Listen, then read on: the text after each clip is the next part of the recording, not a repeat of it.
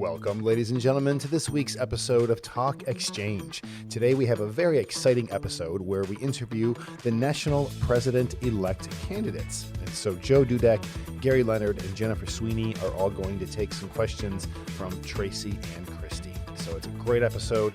Hope you enjoy this one, and we'll see you again next week. Welcome to this episode of Talk Exchange. I'm Tracey Edwards, CEO of the National Exchange Club. And I'm Kristie Lindahl, Director of Communications. Hi, Kristie. Hey, Tracey. It's been a minute. It has. You know, we haven't been in the studio in a little bit because we pre-recorded so many episodes, which was a lot of fun. We had a little bit of a break. Yes. Where you get to listen to our fillers every week. So we still appear in some form or fashion. You can still listen to Talk Exchange each and every week, and I hope you do that to learn more about the National Exchange Club and also just to talk to interesting people, right? Yeah, we've had some great stories. More to come. Brad tells us all the time, how do you meet these people? How do you find such interesting people? And I don't know, but they are interesting. They are, and we have so many more to come. Today's focus is on the National Exchange Club. Yes. It is our busy season, but we were just saying it's always our busy season. In fact, it was kind of funny. I was walking by Andrew's office Friday, in fact, so last Friday, and he was shaking his head and he said, I said, it's so busy. And Andrew said, it is so busy. This is the busiest April we've ever had. April is so busy. And I said, Andrew, it's May. And he said, May's so busy. It's the busiest May we've ever had. And it is indeed. There's always so much going on because we love to think about what we can do. And it's just fun and exciting. And it's a lot. And now we're in our convention season. So we're rolling towards San Antonio, which is the site of our upcoming national convention where we expect a big crowd on the Riverwalk, don't we? That's right. Hey, we were there in January with our leadership. What an amazing place. I mean, our hotel is right on the Riverwalk. Yes. You couldn't ask for more. And get in a boat. Oh, it's so cool. And the restaurants and the shops, you know, they have some really cool places. I hope people make it out. I do too. There's so much to see and do, and definitely I hope they fit in a horse carriage ride. Oh yeah, that was fun. Forgot about that. Definitely lots to do. Our focus today is on the national election. So the delegates who come to San Antonio have the opportunity to cast their vote for, among other things, the next national president-elect. And we're joined by three people today who have been down that road once. That's right. And they're going down that road again. So we're looking forward to learning more about them, what drives them, and why they hope to be the next National Exchange Club president-elect. So welcome to Joe Dudek from Connecticut. Welcome, Joe. Thank you, and Tracey. Welcome Gary Leonard from South Carolina. Thank you.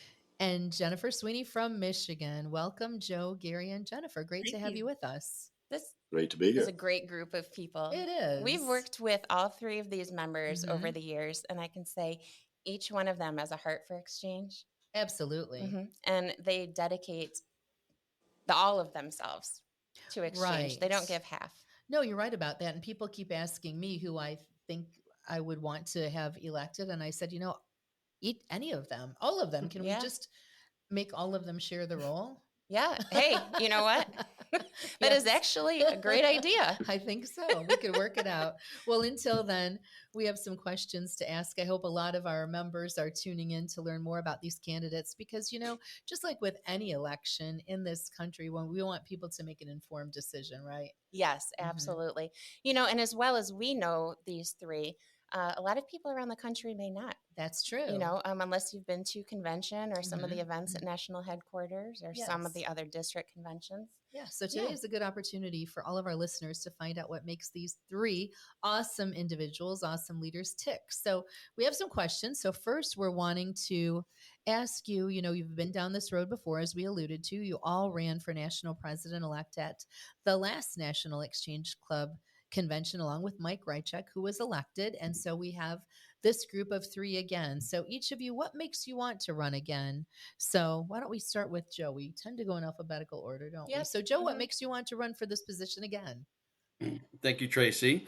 I want to run again because of my dedication to exchange and the fact that I know that I can support the National Exchange Club, the districts and its clubs in raising membership and engagement within our communities in order to make us a stronger national club as well as on the club basis. Excellent. Thank you. Same question for you, Gary. What makes you want to run again? Well, I think the reality is that we all know that exchange right now is at a difficult point in time. If you think about it, ever since COVID, we've not had a stability of leadership. We've always had the same CEO with Tracey, but also during that time, our president and president-elect sometimes have had to do double duty. We've been very fortunate. The strength of exchange comes from having a past president serving with the president, a president-elect, and our CEO. And that's been a problem for the last several years. We've not always had that full team together.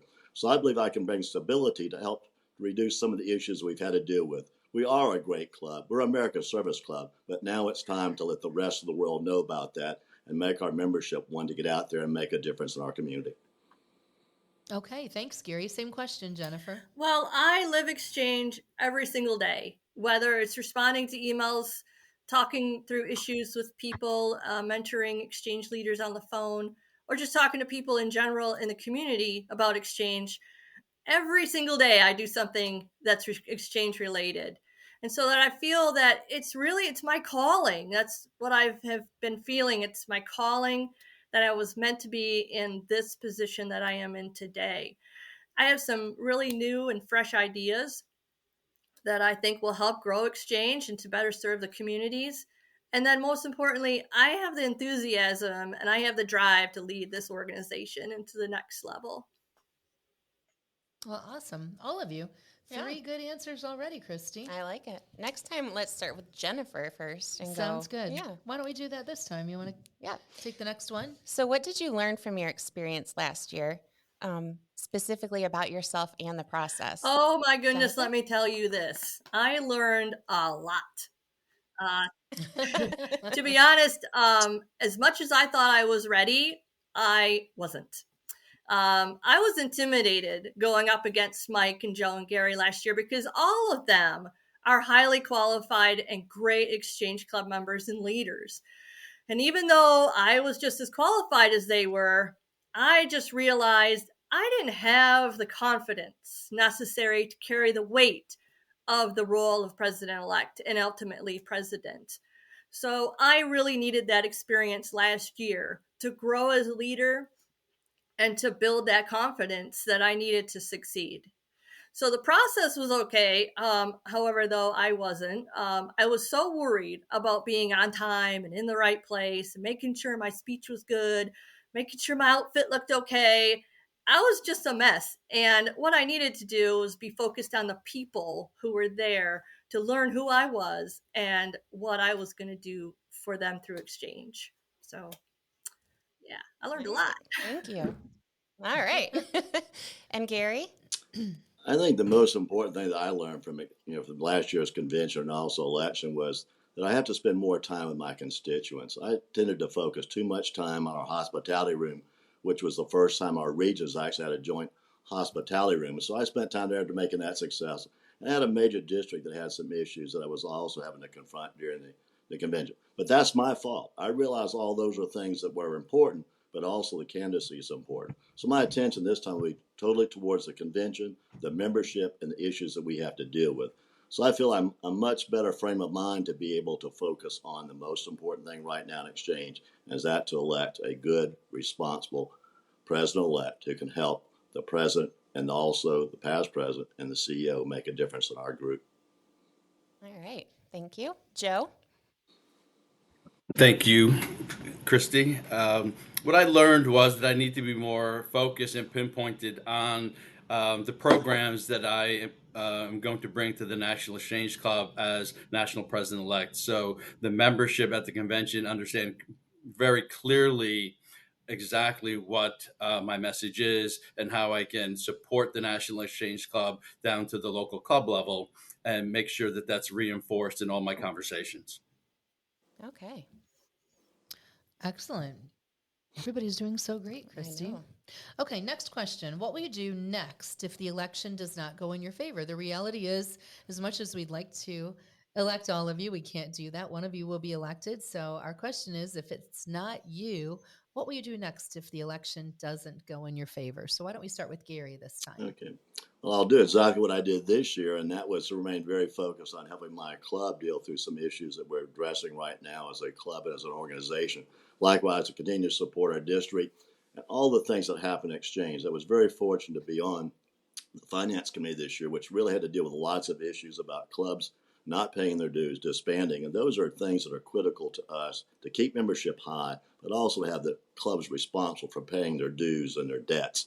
And that's a critical thing for us as Exchange. So I'll continue the same thing. The only thing I might do a little bit different, if something happens I'm not elected, I'll probably go back to volunteering as a hospice in-home person, and which is something I always enjoyed to do. So there's a great life left out there to help Exchange and help my community and my family. Definitely. Thank you. Joe?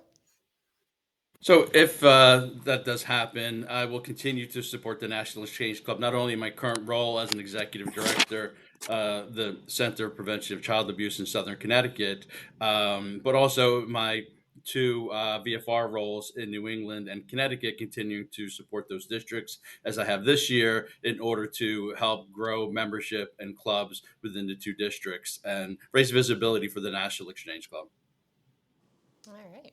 Thank you. Jennifer? Well, of course, I will be very disappointed because I really, truly believe this is my calling. But everything happens for a reason. And if I'm not elected, the president-elect, then that tells me I was meant to do other things in Exchange. And so I'll continue to carry out my VFR duties. I would continue to work on club building in Michigan.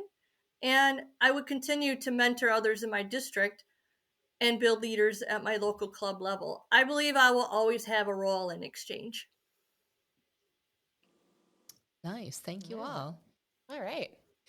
So, Joe, Jennifer, and Gary, what makes you the best candidate for this role? Let's start with Joe.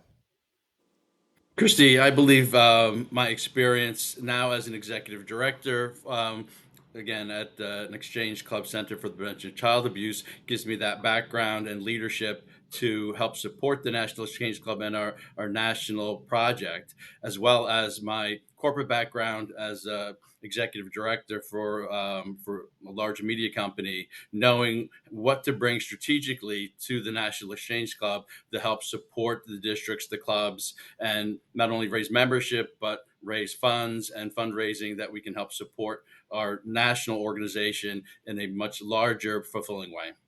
Okay. And Jennifer? Well, I think that I am enthusiastic, driven, and I'm more outgoing than I ever have been in my life. I'm a small business owner. Many people don't know that. My husband and I, we own and operate a small carpet cleaning and janitorial company. We started that in 2012. We invested $2,500 into some equipment. And today we've grown the business to a level that produces a steady revenue stream of over $100,000. So by doing that, it took persistence, it took determination, it took a strategic plan to accomplish that goal. And so the same qualities are needed to lead a national organization like Exchange. So I've learned through my business dealings and with my involvement in Exchange that building relationships is the key to success in any organization. I've become quite good at that, and I can teach others how to do it as well. And so after my second time as club president, somebody came up to me and said, "Hey, you would make a good district president." So I served that role, and now I mentor to other district leaders. Then someone else came up to me and said, "Hey, you'd make a really good regional vice president." And so I was elected, and I served that for 4 years, and I loved every interaction I had with other Exchange members across the region. And then many people have come up and said, "Hey, you would make a great national president." So here I am, putting myself out there for everybody to see and knowing I have the support from my friends and family to see me succeed. And Gary? Okay, I think that, obviously we're all very good candidates, for our membership to select from. But when you look, excuse me, when you look at the total history of my service to my community and my employers, you'll see very quickly that I've learned how to serve, but also to lead. There are times that you serve your membership, but there's time that you have to lead. And knowing the difference there, many people like to lead, but they don't want to serve. But you have to understand there is a difference. So my history of being an educator, I started off as a teacher, coach, moved to assistant principal, on up to a national state level position, then into a district. And all those times I learned from each position I was in. The same thing with Exchange. I started off as a club member, working very actively in programs of service, and then moved into board of directors position, and then on into the different seats that we often have in my Exchange Club. My Exchange Club is a very large club. From that point on, I moved into the district level, and we're the second largest district in South Carolina. And then I moved to the largest stage, which is RVP for District 10, which is the largest region, in Exchange. All those allowed me the experiences to work with wide, diverse communities, wide, diverse schools, but wide, diverse clubs. All of our clubs are very independent. They have to all realize that their connectivity. My job would be to help them connect to the next highest level and move on, to maximize their resources to make a difference in their community. So I think my background, experiences, my education, my training, all that will be an asset to where we need to move in our unstable world of exchange. Awesome. Thank you all. All great candidates. I think so. In our role, Kristie, we hear a lot of comments, right? And a lot of feedback, especially on that convention floor. And I know sometimes when candidates are giving their speech and they say things that they're going to do, and we hear a lot of people say, well, why didn't they do that? They've been on the national board. They've been a volunteer field rep. They've been around. Why didn't they just do that before? So this is our opportunity now, I think, for you all to talk about what can members expect of you if elected. And is this something you've done? And if not, we're speaking for the people here. Why didn't you do that before? So who wants to start us off with what can members expect of you if you are elected? I'll start. I'll start, Tracey. Okay, I heard Gary first, so go ahead, Gary. Well, I think one thing is that honesty and integrity and ethical behavior, which we always have to have in our leadership, and that's something I think while all of us have it, it's something that's got to be demonstrated to our membership. So I think that makes me certainly a very strong candidate for what we have to do, and I will make sure that that happens. It's not just a matter of talk, but also congruency of actions will make our members respect and honor the position of president and president-elect. But also, I think that I have a long history of commitment to service and work. Everything from working with nonprofits over the years to my school organizations and also to our club. That commitment to service, to getting the job done, and makes a difference. And I believe that all those things will help, to me become a better person, but also me become a better leader of exchange. So you'll get what you see, a history of being able to perform at high levels with work with diverse groups. And exchange is moving into diversity at every level. The types of regions that we're in, the types of districts we're in, the types of clubs we're building, but also the ones we have. So that background, I think, we'll see come forth, and you'll see that in my leadership. Thank you. Okay, next I believe I heard Joe. Thank you, Tracey. So what I can bring that I haven't brought yet on the national level is what I've done to help support the Connecticut and New England districts and bringing new ideas, as well as supporting the centers in a very strong way. It's fresh ideas using our social media and our engagement in order to raise visibility for not only the clubs, but also the National Exchange Club. And as president-elect and president, that allows you that additional exposure that we don't have right now as just being a regional vice president or a trustee or another position. So it is having that visibility and that level of leadership to go to the club and district level and raise the visibility, engagement. And I'm a servant leader, so meeting regularly with the districts and the regions in order to support them how they individually need to be supported, not just as a generality in order to say, oh, I'm here to support you, but be specific for each of those regions and districts and help grow exchange. Okay, thank you. Jennifer? Well, they can expect from me an engaged leader, ready to help work out the problems and issues that come up at every level of an exchange. They can expect that I will be available and reachable when they need assistance. They can expect that I will help teach others how to create relationships that will garner members and increase awareness of exchange in communities. And they can expect that I will represent their needs at the National Board of Directors meetings and always keep the good of exchange at front of mind when making decisions for the organization. Excellent. Okay. Thank you all. Yeah, great answers. So we've talked about this a lot, and it is a hot topic here in Exchange. But what we're talking about here is growth and increasing Exchange's membership. Now, you've all mentioned that you have plans to do so. Now we want you to share with us a little bit more about your individual plans. How do you plan to engage and increase our membership? Let's start with Joe. Yeah. Thank you, Kristie. So, what my plans are is to have additional partnerships in order to engage additional people outside of Exchange for what we do with our core beliefs and our mission. And once we're able to get that out into a more public arena, we'll be able to absolutely grow Exchange and be able to support the clubs and districts on an organic level, right? That is the key, to do it organically. And we have a lot of different ways we can do that, through partnerships with the chamber, through partnerships with other nonprofits, and again, through advanced social media. We all know social media is very pertinent because it's part of our culture right now in our society. And to maximize the social media efforts, which I've done for my center with new campaigns going out into Connecticut in order to get that engagement, which I've seen on a multiple level. And looking to do that for the National Exchange Club and local clubs around the country. Okay, thank you. Jennifer? Well, as you know, Exchange has always been built on the concept of building relationships in order to work together to better the communities. And it's still the case today. The skills necessary to build these relationships has been, like Joe says, mostly organic in the past, meeting face to face, calling somebody on the phone instead of texting, actually going to a grocery store checkout person instead of self-check. Times have changed drastically in the last 30 years, and we as an organization have adapted to these changes in communication. We have the educational portal. We have this Talk Exchange podcast. We have Zoom meetings at every level of Exchange now. And we've enabled Exchange leadership, like the board and the headquarters staff, to reach each and every member where they are.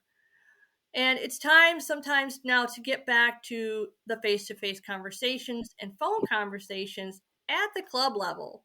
So Exchange has always been grassroots, bottom up, and I'd like to focus on the club level.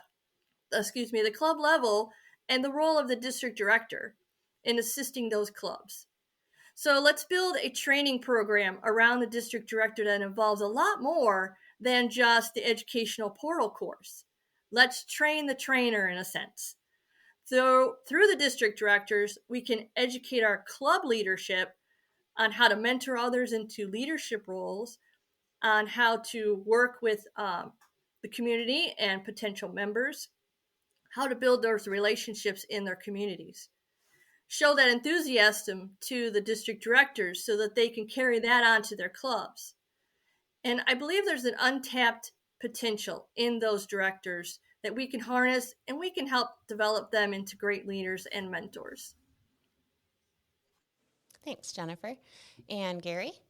I think the most important thing that we can do to help grow membership is, one, to value and engage our present members, because if they're happy, they're involved in groups that we're performing service to, then they'll go out there and be our best spokesperson.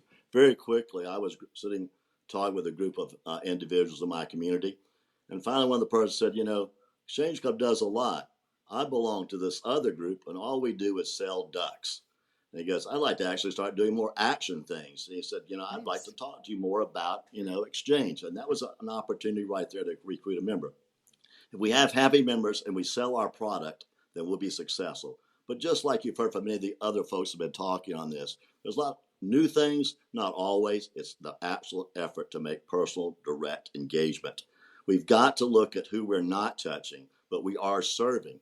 We serve not just our members, but we also serve those that we provide community service to. We help prevent child abuse. We promote Americanism, et cetera, et cetera. Community service is what we do. If people see us out there making and doing things better in our community, they will gravitate towards us. What individual we not know in life does not have at least an interest in one of those? Get them involved. So look for the groups that we serve, look for the groups that are interested in the same types of things we are, and look at community leaders. The best thing we can do is get our word out there. Sometimes I hear people say, we're not in it for the awards. We're not in it for the prizes. But folks, let me tell you, if we don't start tooting our own better, tooting our own tooting our own home better, then we're not going to sometimes have a horn to toot. And the reality is, it takes good PR at the club, district, and national levels to make people become more engaged, but also more willing to go out there and invite themselves at other people's homes, other people's business, and talk about what we do. It all boils down to taking care of our membership and getting the word out what we do to recruit those that make a difference in our community. Nice. Okay. I'm impressed with everyone. What do you think, Kristie? There's a lot ruminating in There's my a head. lot Yeah. going on. I know, definitely. Great answers, everyone. Absolutely.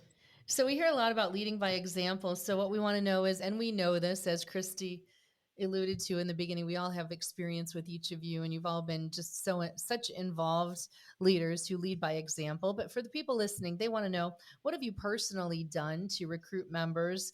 And I think equally as important, the follow-up question, how did that go, and what is the lasting impact? And we talk about lasting impact because I know sometimes we've had candidates who maybe built 5 exchange clubs, right? But then when you look at which of those exchange clubs still exist today, sometimes it's 1, 2, sometimes it's 0, right? So people want to know really, well, how did that go? And what's the long lasting effect, right? Yes, exactly. Are they still serving your communities? Yes. How active is that club? Right, because that says a lot about leadership, but also about mentorship, sustainability for the organization. That's a real concern today to set up clubs and members for the long term, right? Because we talk about, they've all talked about relationships and engagement and that sort of thing. So you can't just, a new exchange club is not like a ship you send out into the ocean. That's true, right. We want to keep it anchored. Exactly. Good point. I knew the communication director would have the right words to make that come together. So our question for you is not just what have you personally done to recruit members or build clubs, but how did that go? And what's the impact of that today? So who'd like to start that conversation? All right. Joe, go ahead. I'll go ahead. Thank you, Tracey. So I've built 5 exchange clubs. 3 were Excel clubs, 2 were regular exchange clubs. All 5 are still in existence, helping the community through their different programs of service. And mentoring is very important, as you said, Tracey.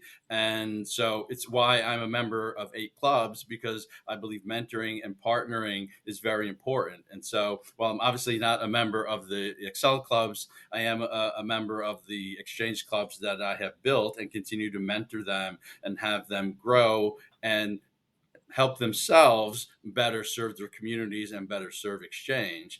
And so that's what I will continue to do. And I continue also to come up with new ideas. I just had a program last month in April for the prevention of child abuse called Trivia for a Cause. And we've gotten a lot of engagement through that. In fact, through our website at the center, we're getting daily inquiries about what they can do to help the center and help volunteer in order to help us provide the services that we provide, very importantly, into our community. And these are the things that I can bring to the National Exchange Club, new, fresh ideas, new partnerships to help engagement and help people want to be part of exchange and grow exchange organically and help us all better serve our communities. Okay, thank you.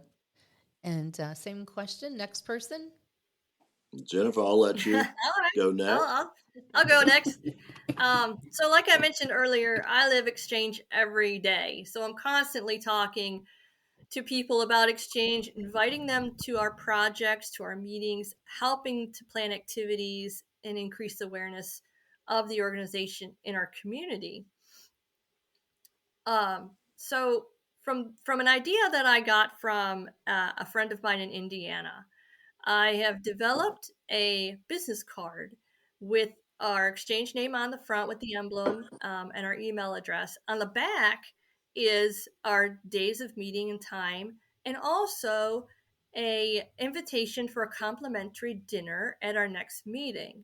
And so what we've done is we've attached these to the front of the Inspiring Change brochure. And we give these out at different events that we're out in the community. Recently, we were at Culver's restaurant where we did community engagement, information table, spin the wheel, win a prize, that kind of a thing, where we talk to people as they come in to order their food. about exchange, and they all walk away with one of these brochures with the card attached. And I'm out there talking to the folks who get these cards, telling them about what we do. Also, these cards and these brochures are given to our speakers who come in. Then I also follow up with an email. I let them know of our calendar of events that's going on, so they see the impact that our club has on the community. And so we just kind of keep that follow up, we keep that engagement going. And our club chartered a year ago, February, with 15, and we're now at 22, and we have 8 active on the prospect list. So I think it's working a little bit, and we're excited about that. That's just one example. We're also going to be hosting a 5K this summer. Our calendar is full, even though we only meet twice a month. Our calendar is full with things happening outside the meeting time. And that's where I think a lot of people really like that. They don't want to just come to a meeting. They want to come and do something. They want to give back to the community. And being involved in having all these extra activities happening besides a meeting is important to getting new members. Mm-hmm. Excellent. Thank you. Gary? I think it starts, again, in that very personal type thing. We often have probably about 6 to 8 members bring guests to our meetings. And we're all encouraged, and especially want the board of directors and other members to actually go approach and say hello, talk to that individual, get them involved as much as they can, make them aware. So the invitation to come to lunch is one thing. We also make a strong effort to try to get them to come and see what we do at the Coast Carolina Fair, because that is probably one of the great things that holds us together, but it's also a thing that sometimes does not help us to keep members, because the family responsibility has come so great since we require 40 hours or more during the fair, because that's how we make our money. So that's kind of essential for us to let a person fully understand what they're getting involved in. Another thing that I know, that when I was secretary of a club, we were about 260 members. We actually got about 300. Is during my 2 years, my job was to sometimes contact an individual who's not been attending, not paying their dues, and find out what's been happening with them. So during that period of time when I would talk with them, I'd find out some were having some financial issues, so I can in turn direct them to our welfare fund to be able to help catch them up and be able to put them back into the road of being a sound member. But also that sometimes it was a personal thing. Somebody insulted them or made them feel bad about something. And so I would have to try to be able to be a kind of a peacemaker between the two, or to get them moved to another area. Another thing that really kind of doesn't seem to always work, when a person sponsors somebody, they kind of let them go adrift. And that in itself, I think, is probably one of the weaknesses that we have. We've got to stay engaged with the sponsor to that member as they come in, to help get them into the right committees, get them to become a part of certain groups, be able to move outside sometimes their comfort level. So when you look at that, everybody has a role in it. One of the proud things the other day, I was at one of our meetings, and one of our newer members who'd been around for about a year, I called him by his name, and he looked at me and says, you're probably the only member that's older than me, which is not unusual. And it said, you knew my name, and I appreciate that, because obviously you have some offices and things that you do. And so at least somebody come in and talk to me made me feel a lot better about it. And he said, I was thinking about not participating anymore. He's still coming, but we've got to keep touching him. We've got to keep him involved. And that's involving not just his sponsor, but also other club members. Another quick thing that I think that we sometimes just don't realize is, when you bring individuals and groups to our club meetings, make a real statement of showing how they make a difference in our community. At our awards days, the parents come. And the days we honor at Blue and Gold, we have police officers there. And what we're seeing now, because of our relationship with our law enforcement, but also our first responders, that we're getting more people, especially recent retirees, coming into our club, because they like, the idea of Americanism. They like the idea of serving their community, and they become different types of participants. They're not always now out there just wearing a gun. They're actually wearing a badge of honor to be able to bring other people in and realize they do serve besides just protect. So there's lots of things you can do, but let's go back very quickly to talking about clubs that you help build. First of all, when I was a younger member, I started off in my offices being able to help train new clubs, new secretaries, new vice presidents, new president-elects, et cetera. And after a period of time, they kind of went on their own. Some of those clubs were successful, and some had to struggle, and some have not been able to rebound. Then when I moved into actually helping more with club building, I moved from not just helping to train somebody, but also being a participant. And one of the areas I noticed that as my responsibilities in exchange started increasing, I tended to move away from that club and not be able to support them as much. So we started another club recently. I took a different role. Besides not just training officers, I became an active participant in meetings and also their service to our community. My wife also joined that, so we often worked together as a team. And that's made a real difference. People see us not just as being the outsider coming in, but also being right there on the inside, working on helping poor people get into homes, helping poor people find where their food, helping individuals move into different types of our society to make a difference in that, to be advocates and leaders for their own needs and their own wants. So it helps a lot, I think, to take that step when you become a club builder, not just to build and walk away, but stay there actively. Do not necessarily seek offices, but seek service. Okay, well. Thank you. You know, Tracey, you can always put an election on the calendar, Yes. but that doesn't mean you're going to wind up with qualified candidates. That's true. We've got 3 very qualified candidates right here, We and do. we're going to be fortunate to have any one of them. I agree fill this 100%, position. especially after speaking with them today. You know, I know them all personally, and just to hear what they had to say today, I'm impressed. I'm feeling fortunate that Exchange can count on all 3 of these people as leaders. I think so. And if I might add a personal note, as someone who works with all 3 of them on a frequent basis, yes, every single one of them came back 100% active and ready to go after last year's election. that's a good point. Yeah. So I have absolutely no doubt that they mean to follow through with the things they've told us today. I agree with you because, you know, that reminds me about so many people that we never saw these people again. And to their credit, all 3 of them have stayed even more involved and raised their leadership interest and have been so positive ever since. You know, 11 years into this job, Yes.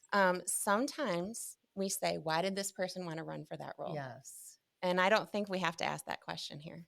Not at all. To everyone listening, you have a tough decision when you come to San Antonio, but it's a great thing because we have 3 very qualified, passionate, likable candidates. That's right. Likability is huge too. I and like they're all very likable people. I do too. So this has been great. Thanks to each of you for taking time out of your afternoon. Thank you for being leaders in the National Exchange Club, and we wish you all the best, and we can't wait to see you in San Antonio. To our listeners, to learn more about the National Exchange Club, please visit nationalexchangeclub.org or any of our social media platforms. And to our members, thank you for being valued members of Exchange, and we'll look forward to seeing you in San Antonio in July. Thanks for listening to this episode of Talk Exchange. Thank y'all. Thank you, Tracey. Thank you.